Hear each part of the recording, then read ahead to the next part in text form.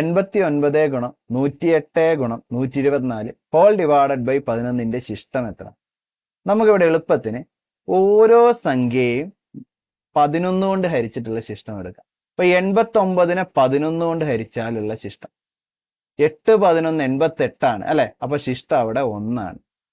ഇനി 108നെ 11 കൊണ്ട് ഹരിച്ചാലുള്ള ശിഷ്ടം നമുക്കറിയാം 11 ഗുണം 10 110.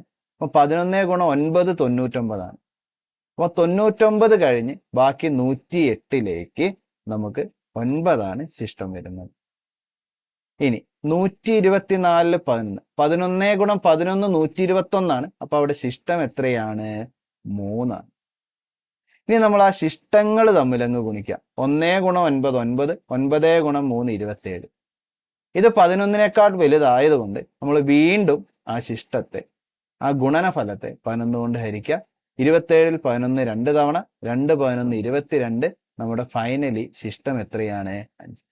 ഇതാണ് ഈ ഒരു വലിയ സംഖ്യയെ 11 കൊണ്ട് ഹരിച്ചാൽ നമുക്ക് കിട്ടുന്ന ശിഷ്ടം. നമ്മുടെ ഉത്തരം 5 ആണ്.